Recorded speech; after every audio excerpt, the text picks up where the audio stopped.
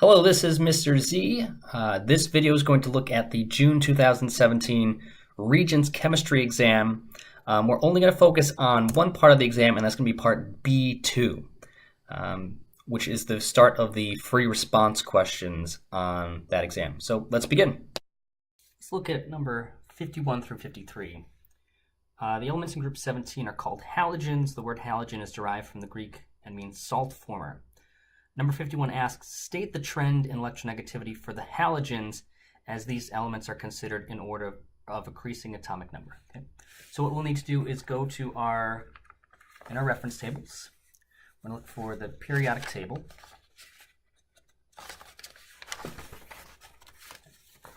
And we're going to look at group 17, since the problem states that group 17 are the halogens. So this is going to be fluorine, chlorine, bromine, iodine, astatine, and UUS, but that's actually not going to be relevant for this question. State the trend in electronegativity for these halogens as these elements are considered in order of increasing atomic number. We only have to look at a few of these, but we'll go through all of them. So I'm going to write down 4 of these halogens that are in the table, and then we'll look at their electronegativities on the table. So we're going to need fluorine, chlorine, bromine, and iodine. Okay.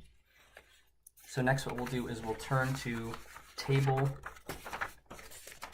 S, properties of selected elements, and we're going to find the column electronegativity and look for the electronegativity of all 4 of these elements, see if it goes up or down. So first we find fluorine. Fluorine has an electronegativity of 4.0.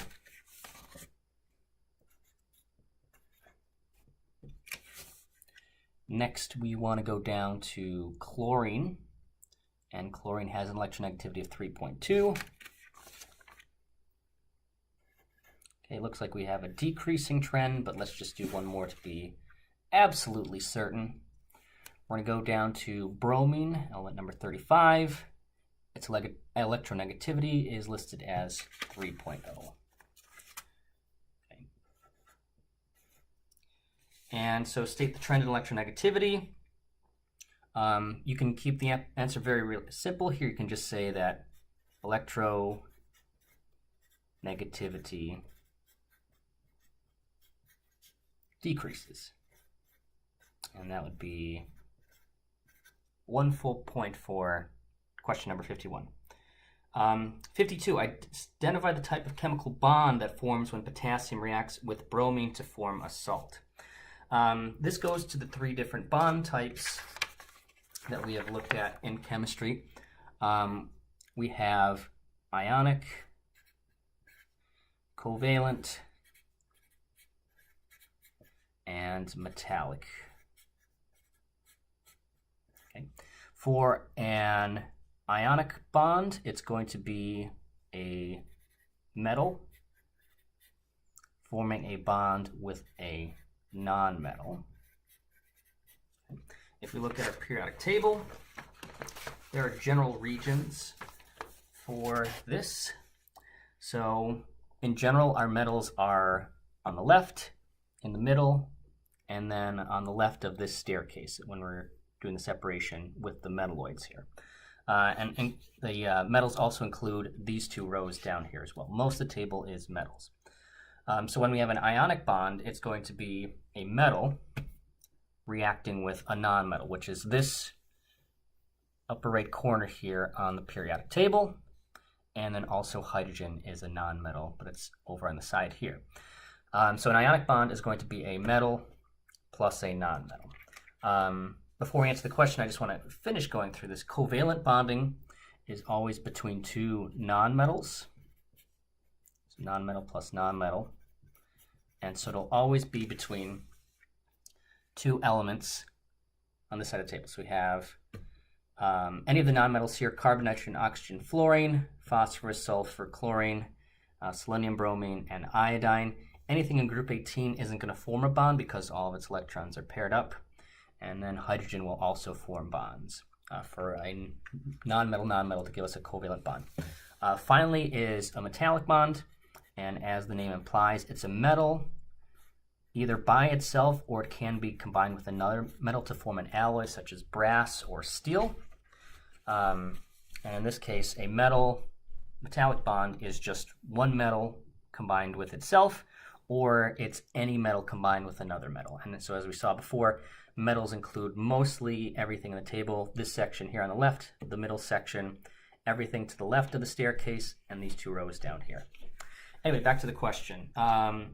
It asks you to identify the type of chemical bond that forms when potassium reacts with bromine to form a salt. So we have potassium element number 19, symbol K, and bromine element number 35, symbol Br. They're on opposite sides of the table. We have a metal plus a non-metal. So that means that we're going to have an ionic bond here. Number 53 says, based on table F, identify one ion that reacts with iodide ions in an aqueous solution to form an insoluble compound. Okay, so we need to go to table F in our reference tables. Okay, and we're going to look for iodide. Okay, iodide is the negative ion of iodine. It's a negative ion of a halogen, so it's called a halide, so it's this group right here. And if we look at our table, ions that form soluble compounds, those are going to be the halide. So in all situations, chloride ion, a bromide ion, or what we're focusing on here is the iodide ion, will always form a soluble compound unless it's one of these exceptions. Either when it's combined with silver, Pb, which is for lead, or Hg2, which is the polyatomic ion mercury 1. So you can write any of these three exceptions here, and that will be something that forms an insoluble compound. Since it normally forms a soluble compound, it will dissolve in water.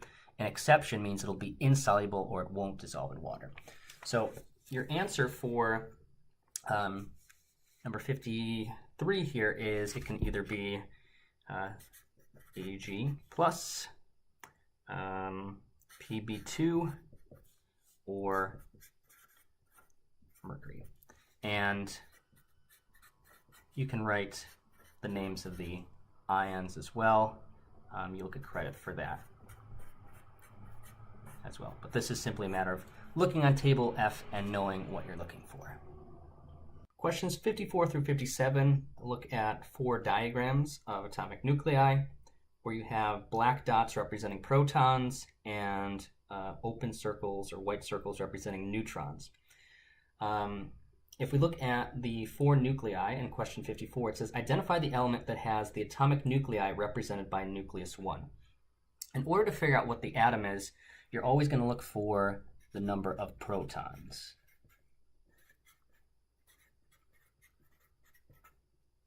Which is the definition of the word atomic number.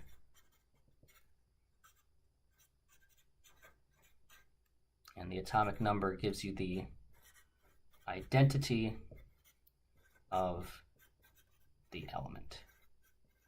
Okay, so we're going to count the number of protons and then go to our periodic table and find which element it is, and that will be the answer to our question. So if we look at it, we have 1, 2, 3, actually let's count along here. So we have 1, 2, 3, 4, 5, 6, 7, 8, 9 protons. Okay.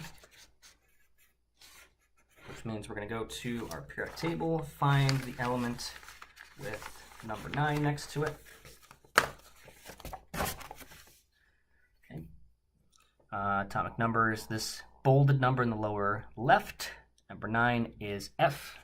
So you can either write the symbol or you can write the full element name and get credit for that. Fluorine.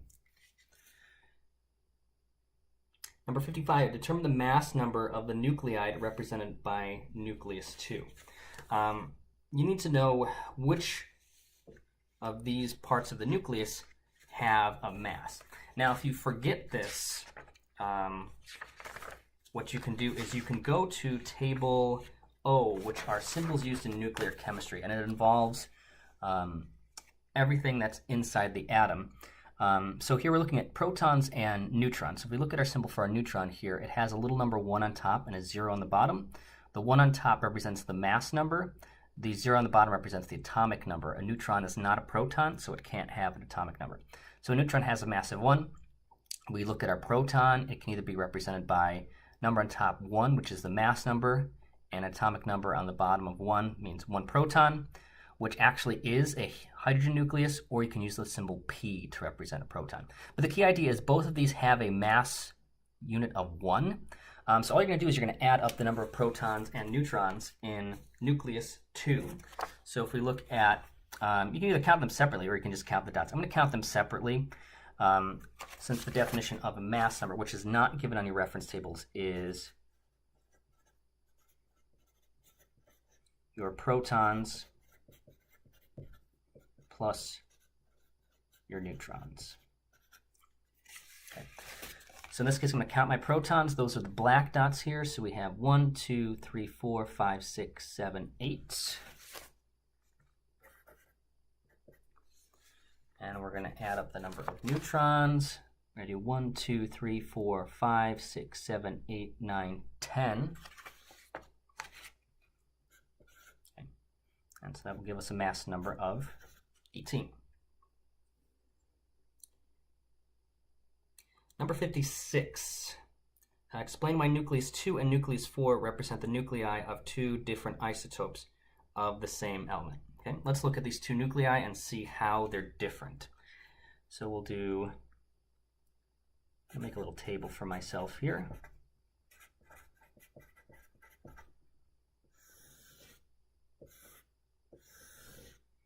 And we'll do nucleus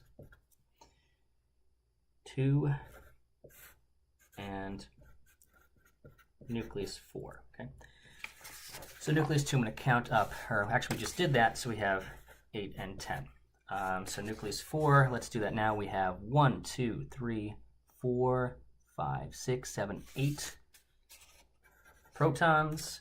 And we have 1, 2, 3, 4, 5, 6, 7, 8, 9, 10, 11 neutrons. Okay. Okay. To answer this question, it's essentially the definition of an isotope. An isotope is something that has the same number of protons, or it's the same element. So in this case, both of these nuclei have 8 protons, but they have a different number of neutrons or a different mass number. In this case, we have 10 neutrons for 2, and we have 11 neutrons for 4. So you can say same number of protons, but different number of neutrons. You could also say same atomic number, but different mass number. Or you could even go as simple as just using the numbers. So you could say both have 8 protons, but one has 10 neutrons and one has 11 neutrons. Okay. All 3 of these are saying essentially the same thing. This is the definition of an isotope, which is something that's the same element, number of protons or atomic number, but your mass is different. And the only way your mass can be different is if you have different neutrons, which is represented by the mass number. It's protons plus neutrons. You could just say neutrons by themselves, or you could actually use the numbers that are given to you for this problem. Lastly, 57, identify the nucleus above that is found in an atom that has a stable valence electron configuration. This is sort of a test-taking tip for the Regents exam.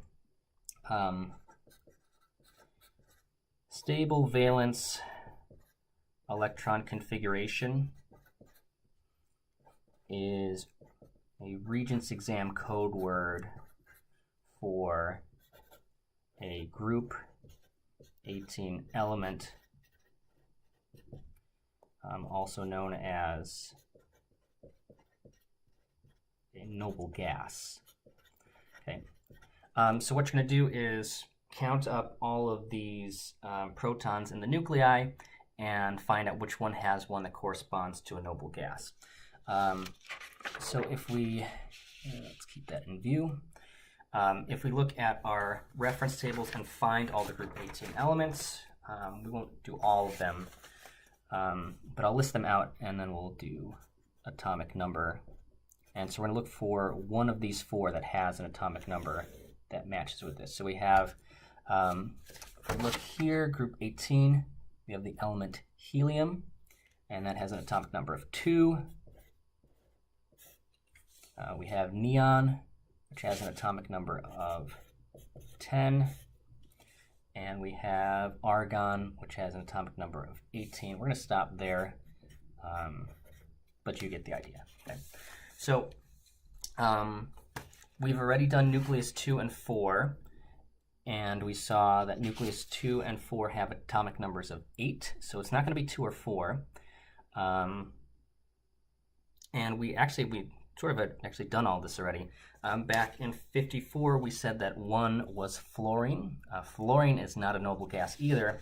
So by process of elimination, we have nucleus 3 left, but let's just go through the process of counting the protons just to be sure.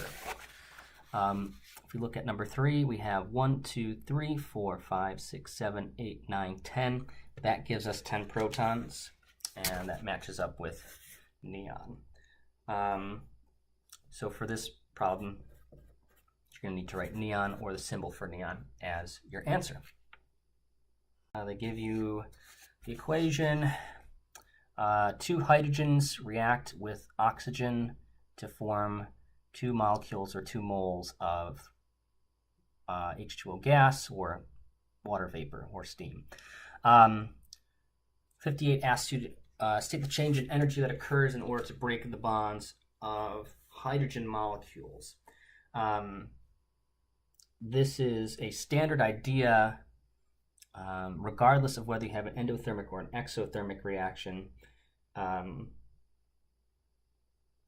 You're always going to have the same process. So we have our exothermic reaction, which is going to have high energy at the beginning and have a lower energy at the end. Or an endothermic process where there's a net gain of energy. And in both of these processes, the same thing happens at the beginning. You have to, this represents energy, this y-axis.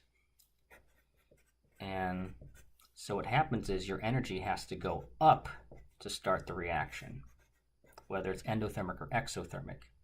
And the reason the energy is going up is because you have to take energy and put it into the bonds between the hydrogen atoms to split them apart into 2 separate hydrogens.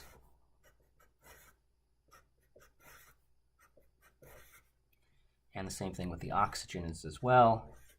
You have to put energy in to split them apart into their 2 separate oxygens so that they can form bonds with these now single hydrogen atoms. If you think about it like a magnet, in order to pull a magnet apart, if you have the opposite poles of a magnet, okay, touching or on the same side, they're going to attract each other. So in order to pull that magnet apart, you need to put energy in because there's a bond. It's a magnetic bond in this case. But the same idea applies. Anytime you add energy, or anytime you break bonds, you have to add energy. And then in both situations here, you're going to have a drop in energy, and that's because energy is being released as you form a new bond.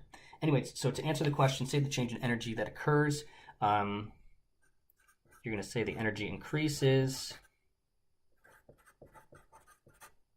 or energy is absorbed. In space in your answer booklet, draw a Lewis dot diagram for the water molecule. Okay? A Lewis dot diagram represents only the valence electrons, so which are the electrons that are involved in chemical bonds. Another word for Lewis dot diagram is an electron dot diagram. And these represent only the valence electrons. Okay. So we have to do it for a water molecule, which is H2O. And so we're going to have, let's draw out each atom individually. So we're going to have 2 hydrogens and 1 oxygen. Okay. So we need to figure out the number of valence electrons for these elements. There's one place you'll look, and you can figure it out in 2 ways. The group number for groups 1, 2, and 13 through 18 tell us the number of valence electrons. It's always the last digit. So group 1 has 1 valence electron, group 2 has 2, 13 has 3, 14 has 4, and so on all the way up to 8. So if we look at hydrogen here, it's in group 1, and oxygen is in group 16, so it's going to have 6 valence electrons. Also, the last digit of your electron configuration tells you the number of valence electrons. So the one and only number for hydrogen is 1, that's a valence electron. The last digit for oxygen is 6, so that means it's going to have 6 valence electrons. Okay. So we're going to go back to our drawing now. And so hydrogen is going to have 1 valence electron, the other hydrogen is going to have another valence electron, and then oxygen is going to have 6. There's no right or wrong way to do a dot diagram, but a good convention is to draw all the electrons individually first. I like to go clockwise and then pair them up first. So we're going to have 1, 2, 3, 4, 5, 6. Okay, so there's our 6 valence electrons. Now, the driving force of forming chemical bonds, if you look on a lot of textbooks or the resources, they'll refer to this as the octet rule, and that your atom wants to get 8 electrons. I don't like this. It's more of an octet guideline because there's so many exceptions to the rule, which include hydrogen. Hydrogen doesn't have 8 valence electrons, and there's many examples of compounds formed where you don't need 8 electrons. What's actually the driving force of bonding, you need to pair single electrons. And in general, once you pair a single electron with another electron, it's stable, it forms a nice bond. So in this case, we have 1 single electron for this hydrogen, and we have a single electron here. So these two are going to end up linking up, and I'll redraw it in a moment. And now the hydrogen is paired up. This electron from the oxygen is paired up, so there's going to be a bond there. And then we have another single electron pairing up with a single electron of oxygen. Okay? So what you can do is just redraw it by putting the hydrogen next to the spots there to show that there's a bond. So we're going to take our oxygen with our 6 valence electrons. It paired up with the one from hydrogen, and it paired up with the other one from hydrogen. And there you go. It's a dot diagram of water. You could also draw it with, anytime you form a bond, you can actually use a single dash to represent it as well. Okay. Just make sure you're keeping all the electrons you started with. A lot of students lost points on this because they didn't show these remaining electrons, which don't go anywhere. Okay. So either one of these is acceptable. Lastly, number 60. This is one that a lot of students got wrong. Actually, they ended up getting this right, and then they tried to do too much with the problem. So my recommendation for this question is to just answer it and don't go into too much detail. Compare the strength of attraction for electrons by a hydrogen atom to the strength of attractions for electrons by an oxygen atoms within the water molecule. Strength of attraction for electrons is the definition of electronegativity, or how much each atom has an attraction or wants to pull on the electrons. Electronegativity is used in determining bond polarity, whether it's polar or nonpolar. But in this question, this is just a matter of they want to know the difference between the two electronegativities and which one is more electronegative. So we're going to go to table S and look up our electronegativities for hydrogen and oxygen, compare them, and that'll be our answer. So if we look at hydrogen, electronegativity is 2.2,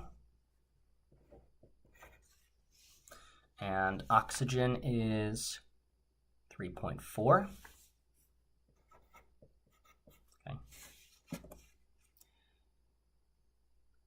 And all you have to do for this answer is state that oxygen has stronger attraction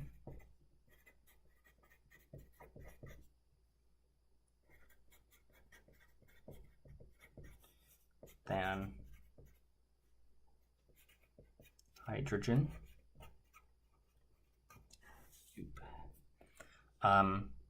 You could even just state the values, and this is an acceptable answer.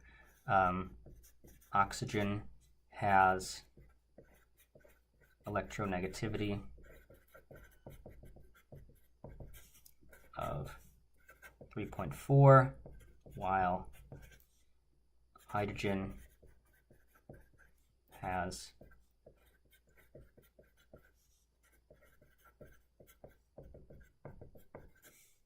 electricity of 2.2.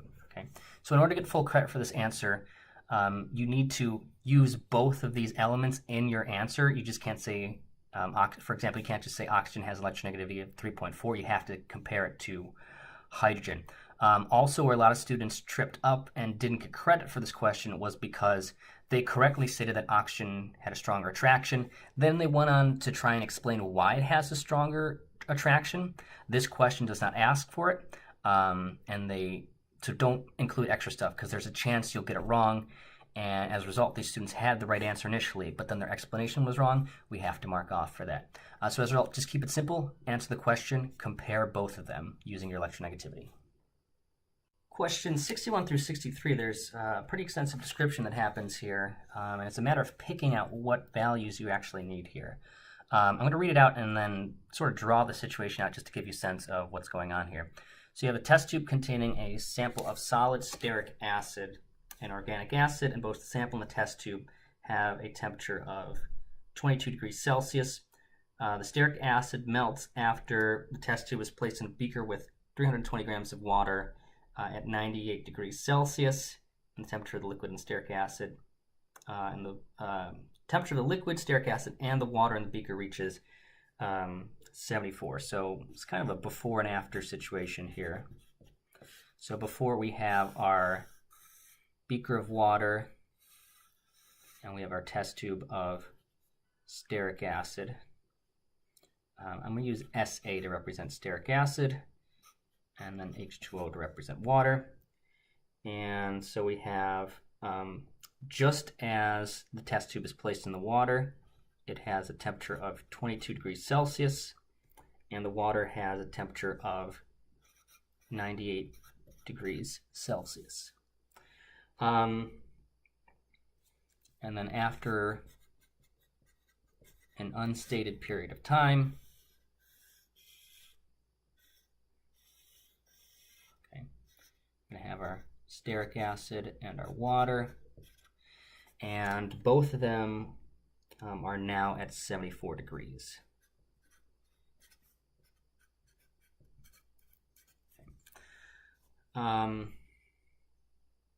Identify the element in stearic acid that makes it an organic compound. You're not given the formula of stearic acid, but since the problem says it is an organic compound, there's only one element that ever makes anything organic.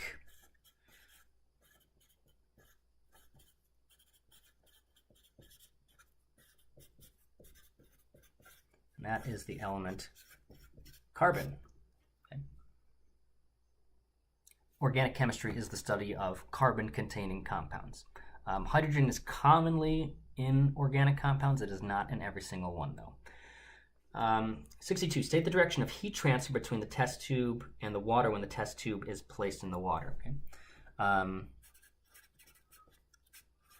Heat, or any form of energy, will naturally flow from high energy to low energy. Okay?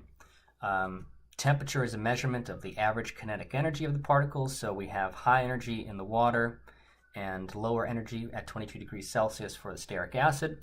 So as a result, you're going to have energy flowing into the test tube. So any description, there's a variety of answers here. What you do want to say is it goes, heat goes from water to test tube. You want to say this in some form, but you want to explicitly state where it's going from and where it's going to. 63. So a numerical setup for calculating the amount of thermal energy. This question a lot of students got wrong. Most of them got the right equation, but they didn't use the right temperatures. So first of all, we're dealing with an energy question here, so that means we're going to need an energy equation. So if we go to the back of our reference tables, tables T, important formulas and equations, and we're going to find our heat equations here. We are dealing with a temperature change, and so we're going to use the first equation because it has a change in temperature. So mc delta T. So we're going to use Q equals mc delta T. Okay. Q is the amount of energy, so we're going to solve for this. M is the mass, and in the problem we're given, in the description for the third bullet point, it says stearic acid melts at the test tube is placed in a beaker of water with 320 grams. Okay. C, as it says on the equation sheet here, C is the specific heat capacity. So we have the specific heat capacity of water on the front of our reference tables in table B. It's listed as 4.18 joules per gram degree Kelvin. Don't be confused by the K. I'm not sure why the Regents exam does this. A degree Kelvin is exactly the same as a degree Celsius in terms of difference. They're off by 273. But for a lot of our heat calculations, we use degrees Celsius. So there's no need to convert it into Kelvin. You can just change that K into a C. So joules divided by grams, degrees C, and then our change in temperature. This is where a lot of people mix themselves up. If you're not familiar with the delta symbol, a delta anything is always the final condition minus the initial condition. Okay. Now we want the final temperature of the water and the initial temperature of the water. And there are three temperatures here, and it's a matter of picking the right one. 22 degrees Celsius refers to the temperature of the test tube and the stearic acid. That is not the temperature of the water. Don't use 22. In this case, you're told that the water initially has a temperature of 98 degrees Celsius. Okay, so that's going to be your initial condition, 0 degrees Celsius.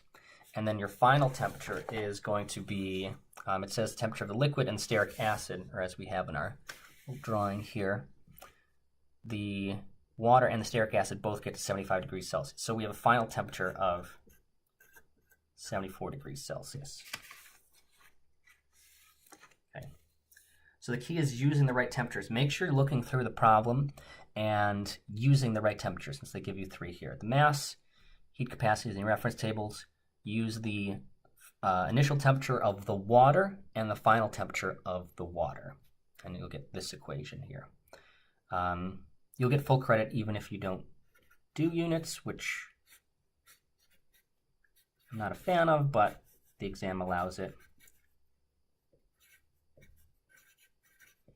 And they'll even accept an answer if you complete the subtraction as well. But since this problem is only looking for numerical setup, you can stop at this point and don't have to follow through with your calculation. The last two questions of part 2b give a nuclear reaction represented by the equation hydrogen forms helium and an electron. Anytime you see the word nuclear, you're going to want to pull out your nuclear reference tables, which is Table N, selected radioisotopes, and Table O on the next page, symbols used in nuclear chemistry. You're probably going to use at least one of these tables, possibly both, when you answer any nuclear question. Okay, so I'm going to rewrite the equation here, so we have it as a reference. Okay. And first it's going to ask it to identify the decay mode of hydrogen 3, which is this reactant here. The decay mode is in table N, so let's find hydrogen here. Hydrogen's right here, hydrogen 3, and it has, and we're not going to worry about half-life right now. Its decay mode is beta minus. Okay. So for that question, all you have to do is copy what's there. You can write beta minus, or you can actually write out the word beta minus. That's the decay mode. Next, explain why this equation represents a transmutation. Transmutation is a general term for radioactive decay. You're familiar with the word mutation, either from your living environment course or even just from popular culture. You have all sorts of superheroes that have mutated and gotten superpowers. So the idea of a mutation is a fundamental change in the base form of something, or in this case in nuclear chemistry, we're having a fundamental change of identity here. In normal chemical reactions, you don't change the elements, you're just rearranging them. For nuclear reactions, you are changing the elements completely. You're forming brand new elements. So a mutation here, we do have a mutation going on here. There's a variety of answers that are acceptable here, but the idea of a transmutation is that you're starting with one element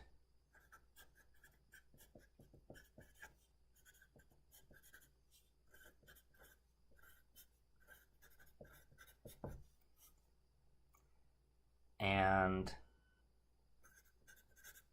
a new element